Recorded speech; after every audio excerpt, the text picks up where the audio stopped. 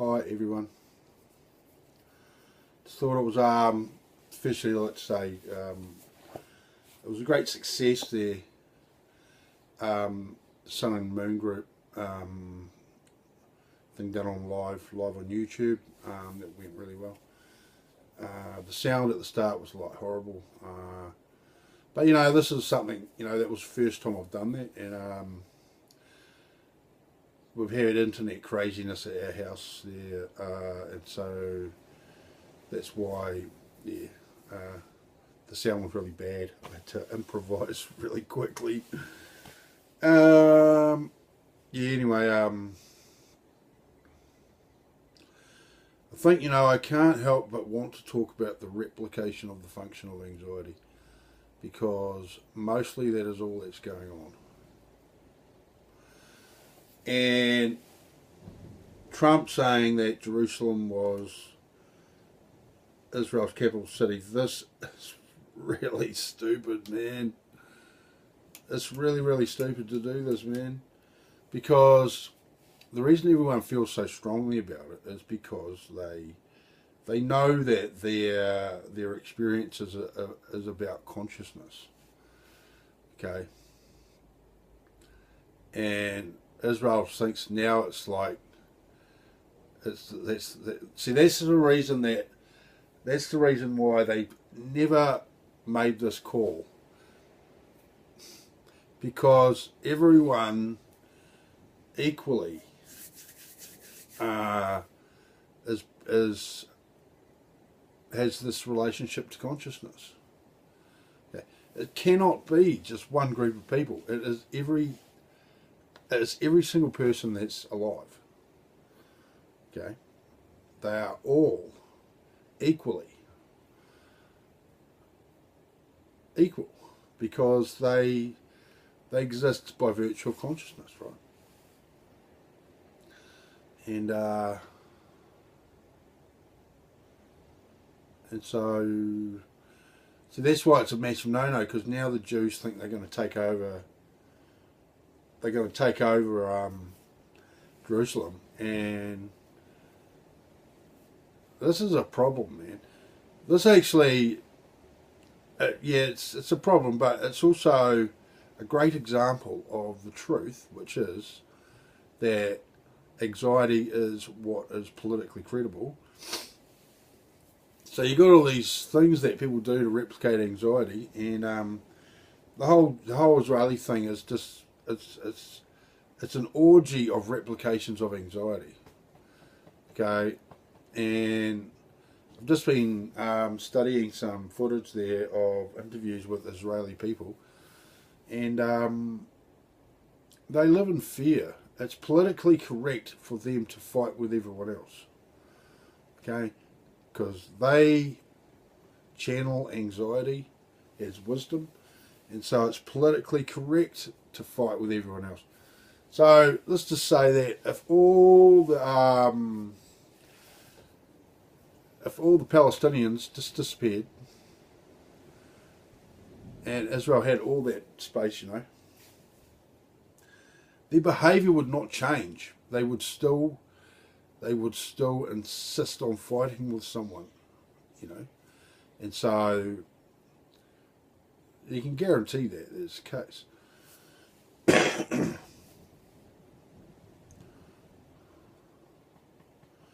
so the US government is, it's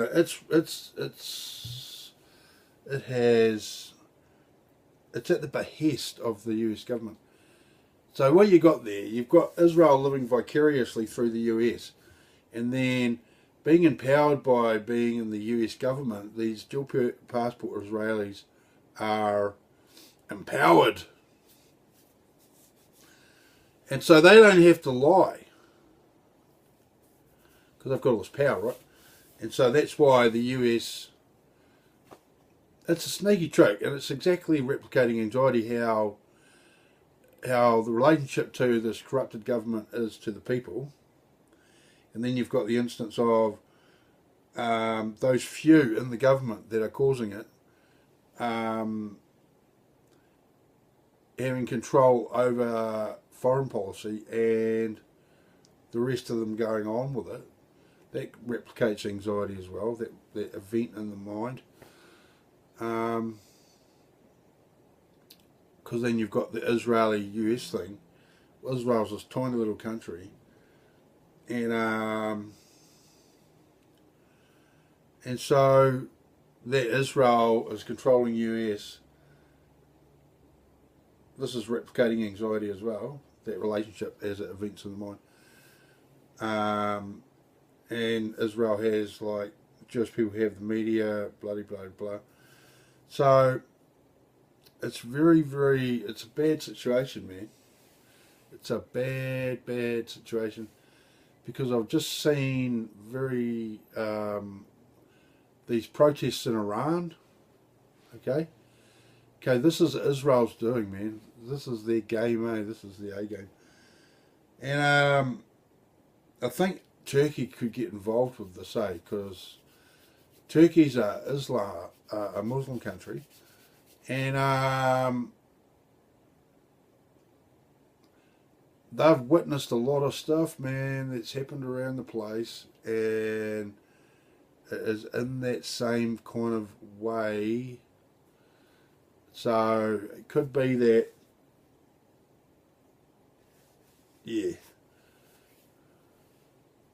because Turkey believes anxiety is wisdom as well, and they will want to assert themselves, and they will want to do it in a way which promotes anxiety as wisdom, and they will want to do it in a way so the outcome is at least as problematic as what exists now. Okay, and so this is all what everyone does, and I love the way the British play stupid on it. That's amazing when they've actually contributed the most to it. Okay, and so anyway, I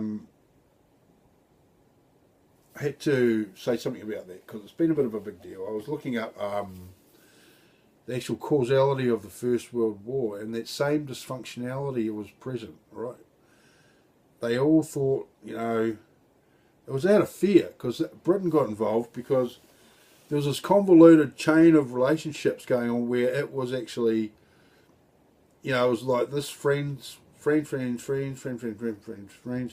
Then Belgium was friends, and that meant England had to back Belgium.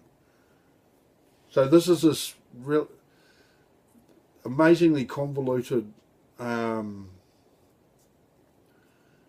path of logic to have, like, really, this thing had absolutely zero to do with England. Zero to do with England. And it's only because they wanted to that the war happened. They could have walked away any time. But why was it so important to go to war? Why is it so important to risk your country being completely destroyed? All the people killed, all the country destroyed, no infrastructure left, Why is it so important? What's so important that you've got to risk that? And that's what I'm saying. It's the event of anxiety in the mind it gets fed and it becomes huge. And this drove all of the thinking of all of the governments. Okay?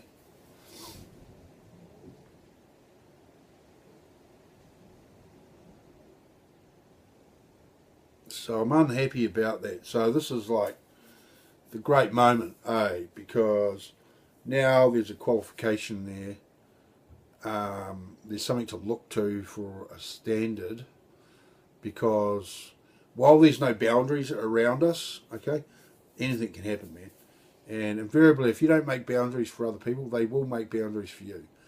And so while anxiety keeps making the boundaries for courage, right, this is the kind of outcome you're going to get. And that's why people think it's normal. See, if the US attacks Iran tomorrow, okay, what would happen? Right? Everyone's too fearful and stuck in the ways they're doing things, right? And so they know that anxiety can act with impunity because while courage acknowledges anxiety, it also knows that anxiety does not listen to courage. And so that's the truth of it, okay? And so the idea of it is now to promote that the 8 laws, the revelation of the 8 laws exists, and that way there is a way there, an option comes into existence. An option comes into existence, right? And this is a thing of the way things have been. There's never been an option, right? There's never been an option. And you can't tell me Churchill, right? See, he was talking like an anxiety disorder. You cannot negotiate with a tiger while your head's in its mouth. Actually, that's a gigantic lie, because Hitler had repeatedly acknowledged that British and German societies were kind of the same values, same temperament, okay? And so Churchill was absolutely channeling anxiety, right? It's a complete and utter pack of lies, man. It's a pack of lies. And so they say there in this research I was doing, the Foreign Policy Research Institute, which has got Jewishness written all over it, including 2 of the speakers. Their names weren't said. They didn't announce to them by name, but they both look very Jewish. See, this is this crazy thing the Jewish people are into. They think they have to be in charge. And they're doing it. They don't even know what they're doing. They're just... You can tell when someone has been shoved into a job that didn't actually want to do the job, right? And that's what I got from these guys, right? These people. They were doing it. They didn't want to do it. They thought it was stupid to do it. You can just tell it by the look on their faces, right? And because the world's been going along with, I know they think they are into a religion, and it's like what I said, right? While the world thinks that anxiety is wisdom, everyone's Jewish, right? And I know they think they're into a religion, but that's the lie anxiety says, that it's doing really well and everything's wonderful, It's got this reason to be able to say that. When it's not, it's completely in la-la land, man. It's like, at the moment, what's happening in Israel right now, they should be... They're really actually causing the worst outcome they can...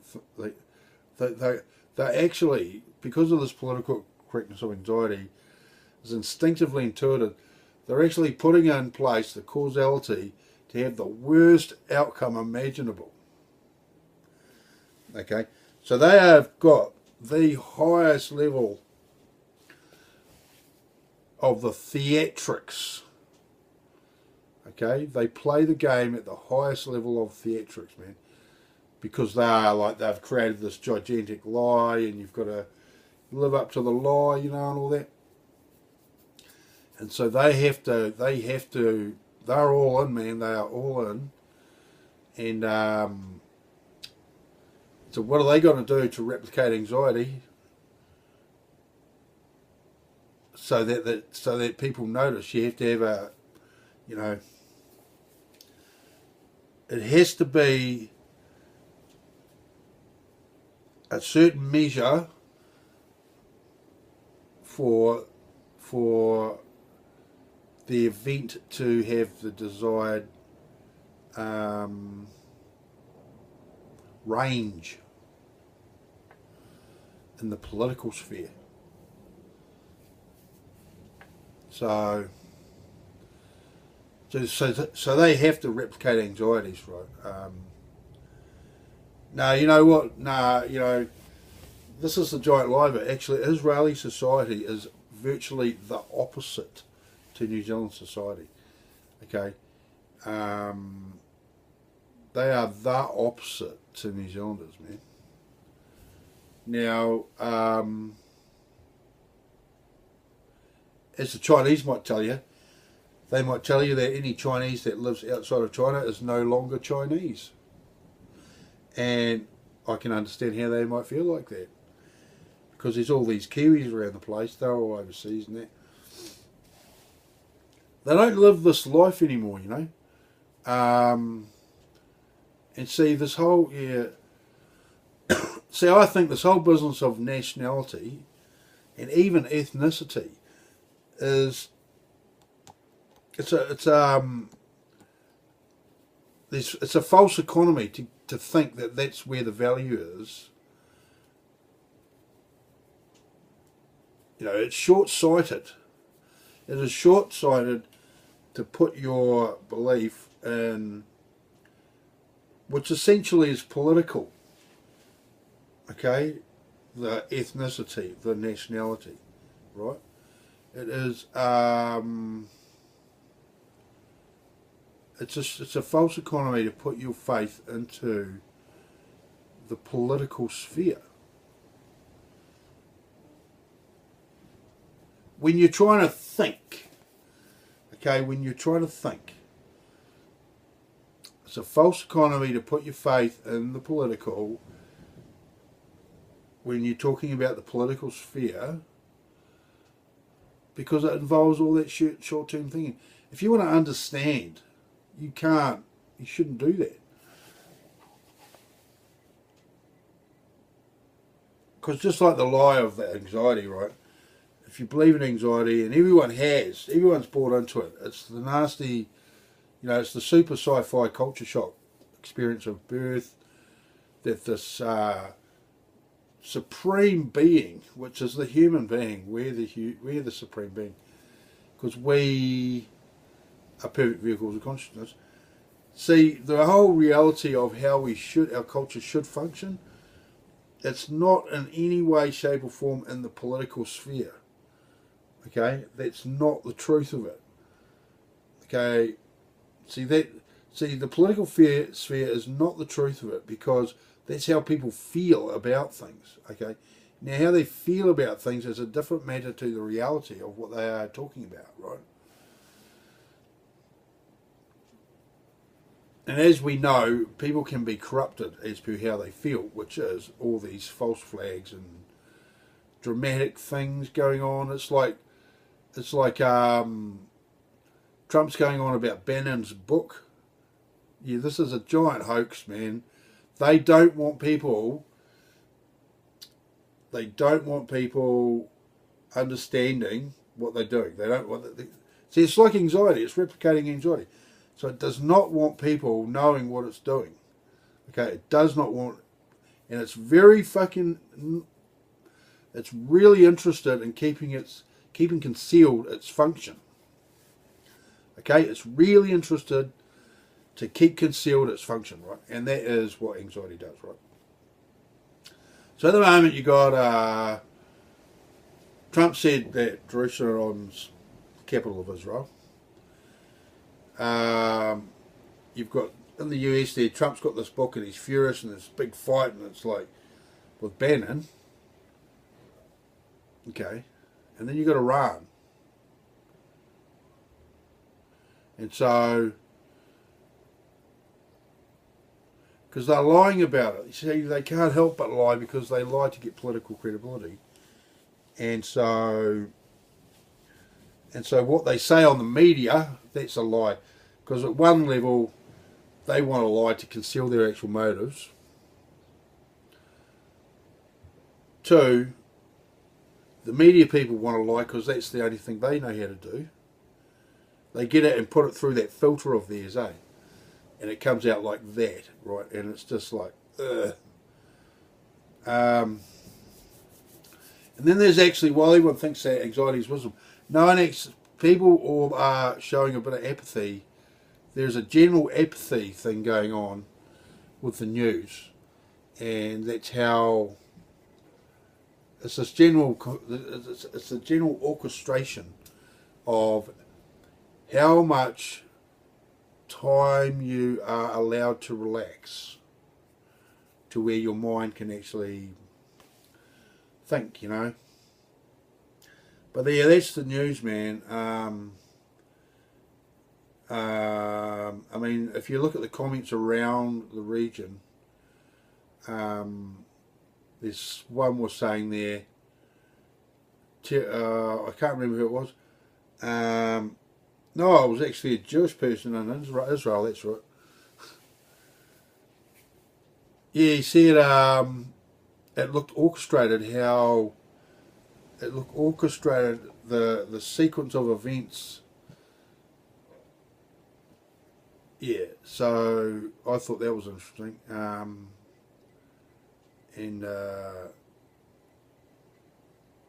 See, I think there's something to be said for being at peace with what is going on. I know they say that Satan's coming back and like, the end times are here, and it's like, la-dee-da, man. I think there's a big, there's a lot of value in just being at peace with it all, right?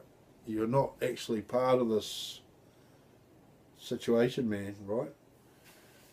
Because that's what they're doing these great events for. It's to give you, it's so you buy into what they're doing. And the actual thing that they're doing is they are achieving you gifting your mind to their purpose. That is replicating anxiety. They do all this stuff, you know. See, the thing is, the people in the West are that's the real enemy of them, right? Because we have the power, okay? We have the education and we have the system. You know, the general coherence of our society is what we've got. The general coherence of our society, and its cultural identity. Okay, so that's what all this feminism stuff and all that's about all this time. Feminism, gay rights, and all that, and all this drama. And every time the media starts talking about school children, I tell you, every single time, that's very ugly, man. And I suspect there'll be one or two things in the new year that they'll spring on the public. See, this is the thing. They're trying to replicate the function of anxiety by having control. And so there's a great revolution coming, eh? There's a great revolution coming. Because it's not this outcome that they've been promoting that is going to happen. Because they are full of it, right? They are replicating anxiety. And anxiety doesn't even... You know, anxiety has no culture at all, right? And so whatever it says is going to happen is actually not what it's going to happen. The event it wants is for you to gift your mind to its purpose. That's what it wants. Okay, and so that's why it has to be identified that you can't buy into it at all.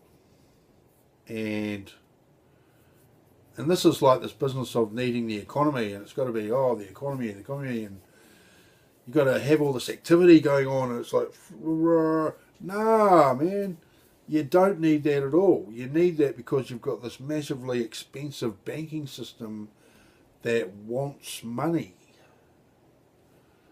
Yeah. So yeah. But yeah, so the replication of the function of anxiety, this is what is going on. And that would be one thing I would say is definitely what you need to learn about. To look at the 8 laws of anxiety and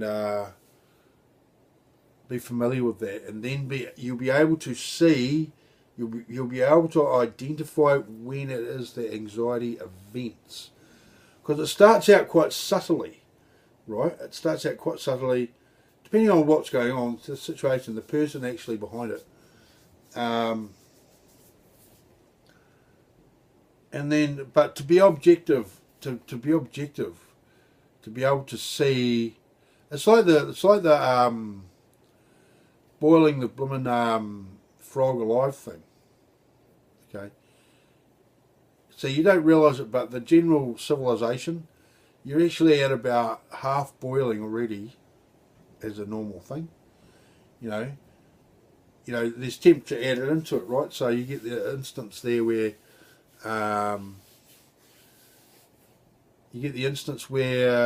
anxiety exists at the quantum level of thought, and so that secretly triggers the nervous system into being active when you're inactive, even when you're asleep, right? And so that actually jacks the temperature up to about a third, as it were. And then you get all this nonsense people talk while they're all having, the anxiety's got throttle on, man, And so then you start talking about it, and so it easily jumps up to 2/3. Okay? And what my wish would be is for you to identify when it comes out. Because we now have the 8 laws, right? You can now see its character. When it appears on the horizon, you can see its character, you know its character, and you can see it coming over the horizon, and you can identify it, and you can remain objective and stay separated from it. And you can observe that process that it uses. You can observe the process that anxiety uses, and then you can see the process where the person gifts their mind to its purpose. Okay, it gifts its mind to your purpose. And I would have the world do the same for courage. I would have the world do exactly the same thing for courage. And consciousness. I would have you gift your mind to consciousness. And so now there we are, we have the means to identify anxiety, and we know its function, and we can see what it does to people, right? We have observed it. But because of that relationship to anxiety that the human being has, this is this inhibition to actually react against anxiety, right? And so now that's nobody needs to worry about that anymore, because we now know of how we know the functionality of it, and we know how to identify it. And so instead of it being this invisible enemy,